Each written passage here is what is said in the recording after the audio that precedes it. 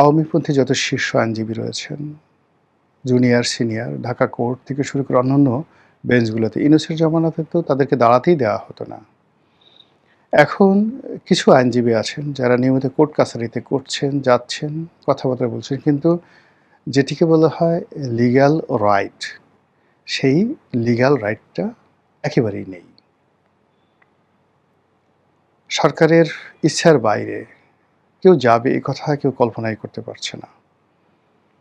Self censorship, আত্মনিয়ন্ত্রণ এবং নিজের অবস্থান থেকে সরকারকে তুষ্ট রাখার যে চেষ্টা এবং তদবির সবাই এই রাষ্ট্রে করে যাচ্ছেন। এতে করে আওয়ামী লীগ জমানাতে রাষ্ট্রে বসবাসের যে উপযোগিতা ছিল, রাষ্ট্রযন্ত্রের কাছে কিছুটা হলো আশা এবং আকাঙ্ক্ষা ছিল,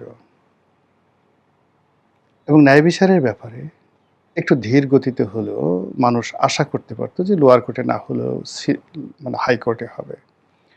এবং শেখ হাসিনা ব্যক্তিগতভাবে যদি কাউকে টার্গেট না করে থাকেন তাহলে তার জামিন হাইকোর্ট থেকে হবে, অথবা শেখ হাসিনাকে সামহাউ বললে বা তার কাছে গেলে যে কোনো একটা মাধ্যমে একটা সমাধান পাওয়া যাবে। কিন্তু একই বাংলাদেশ, বাংলাদেশে শুধু সমস্যা তৈরি হচ্ছে কিন্তু সমাধানের কোনো কেউ নেই। কোনো মানুষ, কোনো রাজনৈতিক নেতৃবৃন্দ, কোনো মন্ত্রী, এমপি, আমলা কামলা কারো দরবার আর্ত মানবতার জন্য, মুসলিমের জন্য খোলা নেই। ফলে আমলাতান্ত্রিক জটিলতার মধ্যে যে যার অবস্থানে বসে এতটা হাহাকার করছে, আর নিজের মনের মধ্যে প্রতিহিংসা, জিঘাংসা, হিংসা, দেশ বিদ্বেষ, ক্ষোভ, বিক্ষোভ অনেকটা যাকে বলা হয় সেই যৌতুগৃহের মতো, যেটাকে গ্যালভানাইজিং ইউনিট বলা হয়, যেখানে লোহা গলিয়ে একেবারে পানির মতো করে ফেলা হয়। ঠিক ওই যৌতুগৃহ, সেই যৌতুগৃহের মতো মানুষের মন এবং মস্তিষ্ক টক বগিয়ে ফুটছে। ফলে এই অবস্থাতে যদি কোনো কারণে ক্ষমতার একটা ট্রানজিশন হয়, তাহলে এই তিনটি, এখানে ৩ থেকে ৪টি পক্ষ আছে এই মুহূর্তে। ডক্টর মোহাম্মদ ইউনূসের একটি পক্ষ,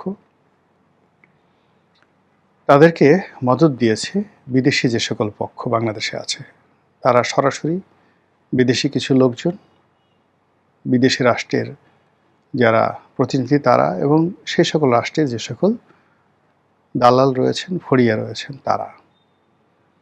এই গত ২ বছরে সাংবাদিক, সাহিত্যিক তো এখন আসলে নেই বললেই চলে, সাংবাদিক নামধারী কিছু লোক আছেন, কিছু নব্য ব্যবসায়ী, নব্য রাজনীতিবিদ, ধড়িবাজ, যে সকল লোকজন তৈরি হয়েছে গত ২ বছরে, বিশ্বাস করেন তাদের পালানোর কোনো জায়গা নেই, নো ওয়ে।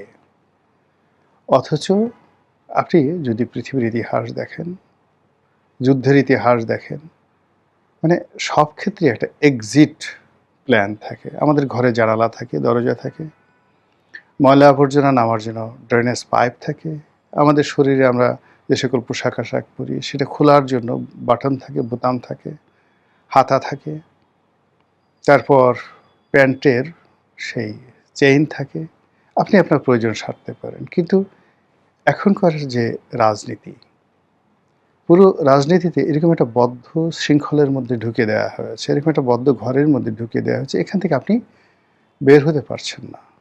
সীমানা পাড়ি দেওয়া তো পরের কথা, অথচ যখনই এরকম কোনো কাজ করা হয় রাজনীতি বা অন্য যে কোনো জায়গাতে, প্রায় সব ক্ষেত্রে একটা সেফ এক্সিট থাকে, পালানোর একটা পথ থাকে, ফেরার একটা পথ থাকে, ফিরে আসার একটা পথ থাকে। কিন্তু এখন সকল পথগুলো, আসার পথ এবং যাওয়ার পথ, রীতিমতো সিল্ড হয়ে গেছে, বন্ধ হয়ে গেছে।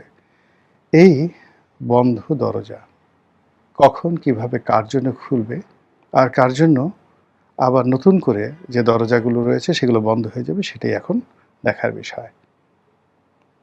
মহান আল্লাহ আমাদের সবাইকে হেদায়েত দান করুন এবং হেফাজত করুন। আসসালামু আলাইকুম ওয়া রাহমাতুল্লাহি ওয়া বারাকাতুহু।